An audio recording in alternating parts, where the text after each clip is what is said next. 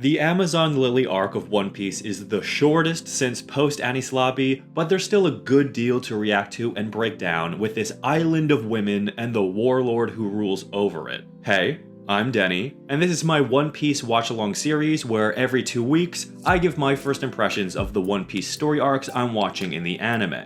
After the Saobody Archipelago arc, I was left completely stunned, and I was dying to know what happened next. Amazon Lily took things in a much different direction than I expected, landing Luffy on an island where men are forbidden, but I believe that this cool-down arc was properly placed in order to get Luffy on track for the coming war. So, in this video, I'm going to be discussing what I liked about this story arc and the implications the events of this arc have for the overall narrative. Spoiler alert, don't watch if you don't want to know anything, because we're about to get into it now.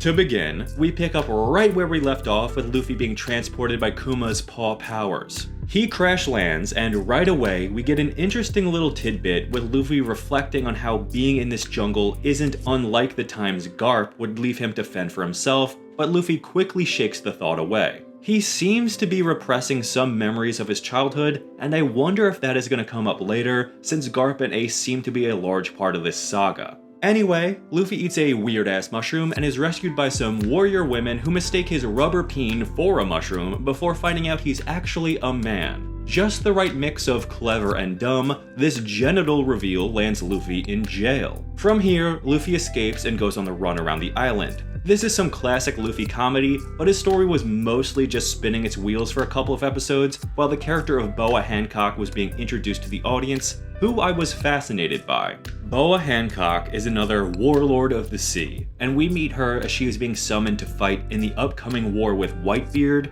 and I love how at this point in the series, the background buildup has reached a tipping point. No longer is it up for the viewer to speculate on how things will play out. The background story is actively creeping into the main plot, and I think that is such terrific storytelling. It feels so organic and earned. Rather than a massive war breaking out at the start of an arc or even a saga, the events leading to this war have been in motion since the introduction of Ace back at Alabasta, and sprinkled throughout perfectly in order to lead to a complicated naval conflict that the viewers fully understand, even more so than any of the main characters. I have to hand it to Oda on this one. He is a master at long-term setup, but let's talk about this stone cold bitch now, huh? Boa Hancock is introduced as one of the cruelest pirates we've ever met, and a woman who uses her love devil fruit powers in order to get away with that cruelty. She's the most beautiful woman in the world, and she can turn people to stone with her powers. I'm not quite sure why the Medusa connection is so strong in this arc. The Boa sisters are also referred to as the Gorgon sisters, and we are literally told that they slayed Medusa, although I'm not sure if that's just a myth they made up to aid in their secrecy, or what the deal is with that. There's also a ton of snakes all over Amazon Lily that seem to be living symbiotically with the women. Since there was some time to kill with Luffy just running around in circles, I wish we got a little history on the island and culture to explain things like this. I always like learning more about the island's wind counter, but hey, I guess it wasn't important to the narrative. Boa declines her summons to join the world government in war, turning the love-struck Navy men to stone, and sailing off to Amazon Lily, where she is welcomed as the Snake Princess, the Empress of Amazon Lily. We see Hancock's mean streak continue with cartoonish displays of cruelty, such as when she kicks a kitten for being in her way, and when she destroys a statue of her made by local children, all of which she's forgiven for because she's so beautiful. We are then told that upon defeating Medusa, the Gorgon sisters were cursed with an eye on their back that turns those who see it into stone, which is why the entire palace has to be evacuated when Hancock goes to bathe. This is of course when Luffy falls through the ceiling, looking for an important person who can get him on a ship to find his friends. He sees Hancock's nude back, notably not turning to stone, and upon discovering a man is on the island, Hancock sentences him for execution and also turns the warrior women who step forward to vouch for Luffy into stone. I think it's in this moment that the story actually begins to pick up some momentum again. I don't think the arc is bad before this, but I think that it was waiting to get going, revving its engine at the starting line, and this was the green light. Overall, I believe that this story does a good job of showing us a mini Luffy adventure on his own without any other crewmates, which is something we haven't seen from One Piece yet. There's never been a full arc with just Luffy before, and I do think that Oda struggled a bit with making Luffy compelling on his own without any established character to bounce off of.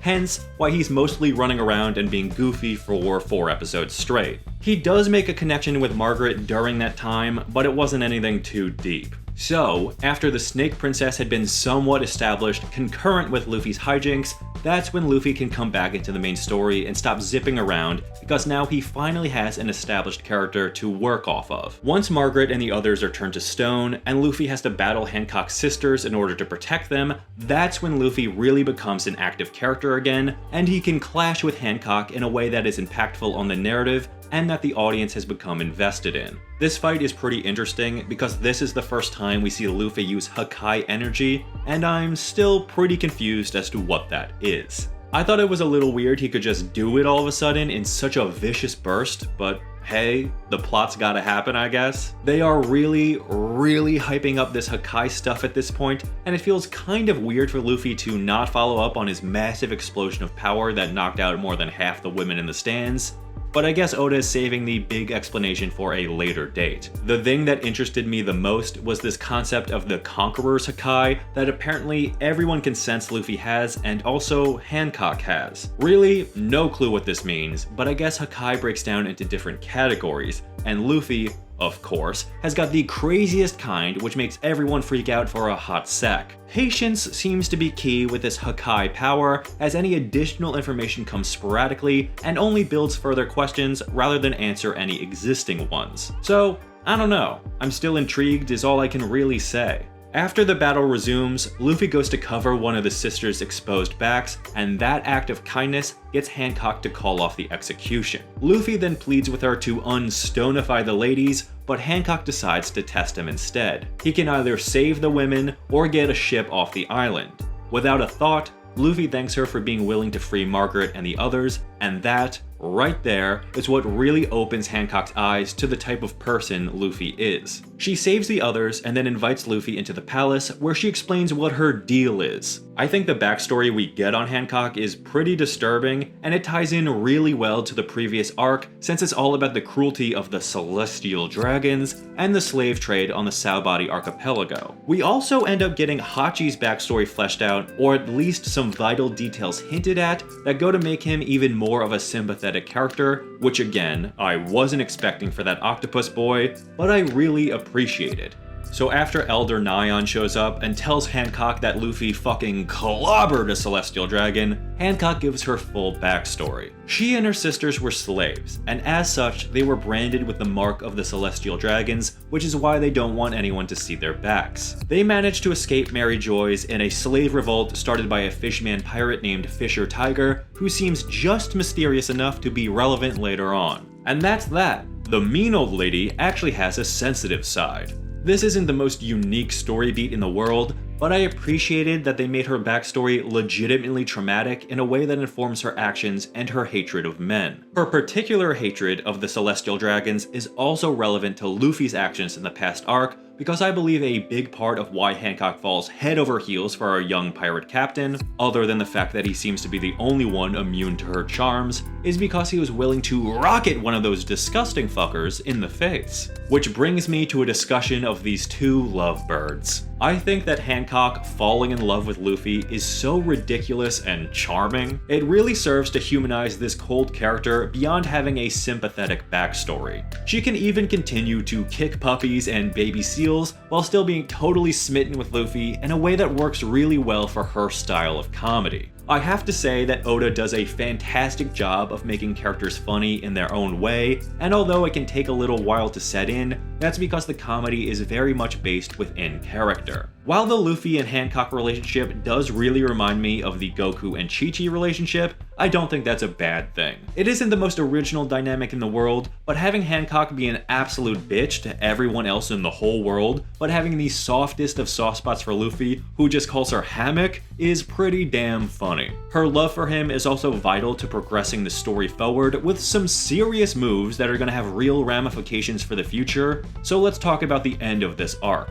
To me, it really feels like Amazon Lily ultimately served to do two things in the overall narrative. Inform Luffy about everything we've learned about Ace since post Enies Lobby, and provide him with a means to get to Impel Down in order to rescue him. Luffy finds out from Nyan that Ace is a prisoner set for public execution, and he drops his quest to find his friends for the moment in order to save Ace with the help of Hancock, who cannot deny his request for aid. She sneaks Luffy aboard the Navy ship from the beginning of the arc, and they sail off for Impel Down, which it turns out is part of a three-pronged world government naval compound thing. We get an explanation for what exactly the purpose of the Gates of Justice we saw at Enies Lobby are, and it turns out that the gates aren't just at Enies Lobby, but at Impel Down and Marineford. By keeping the gates closed, a whirlpool forms between all three locations that allows for faster travel. I think I'm explaining that right. I thought that was a pretty awesome idea, and Oda continues to impress me with the overall design of his world. I also think it was about damn time for Luffy to figure out what's been going on with Ace. After Thriller Bark, I was really starting to wonder if he'd even give a crap if he found out Ace was captured, but of course he does, and I think it's touching how immediately dedicated he is to saving his older brother. That's really where this arc ends though, at least for Luffy. We do finally get to see what happened to all the other Straw Hats for half an episode each. Some of these were kind of interesting, particularly where Robin and Nami land, while the other ones were kinda whatever. I'm still trying to figure out why everyone got sent where they did. I'm referring to Kuma's question about where they'd like to go before he transported them. I feel like I can make up justifications for Nami, Robin, Sanji, Frankie, and even Brook and Usopp to some extent, but Zoro and Chopper really don't make much sense to me. Everyone is also so scattered, with half the crew out of the Grand Line, so I have no idea how everyone is gonna reassemble or how long it's even gonna take. I figured I'd see the crew back before Impel Down, but obviously not, and now I'm kind of worried they'll be gone for the rest of the whole saga, which would be truly insane. I already miss my Straw Hats. Also, I have no idea why Luffy would have ended up on Amazon Lily. I'm expecting we'll get some kind of explanation later on, since we do see Kuma still alive and with the other warlords at the end, which I was surprised by, so we can still explain it to someone at some point. I don't even know if Kuma sent Luffy to Amazon Lily on purpose or what his goal was, but ultimately, it did work out for the best, and I suspect he somehow knew it would. I don't know, this big old paw man is still a mystery. So in the end, I thought that Amazon Lily was a fun little pit stop. I don't think it was that spectacular, but I also don't think it overstayed its welcome. It was a nice palate cleanser following the insanity of Saobody that does a good job of organically progressing the overall narrative. I think the arc moves well, and it serves to reinforce the kind-hearted personality of Luffy that makes him so endearing to those he meets. The next arc is Impel Down, and with the way this arc really sets the stage for the war with Whitebeard, I can't help but get hyped. I'm trying to keep my expectations in check, but it's really hard to control myself. If we're actually about to see a full-blown pirate versus Navy war over Ace, I have my fingers crossed that the story delivers in as epic a way as I can imagine. Fuck it. I'm hyped as hell. Sue me.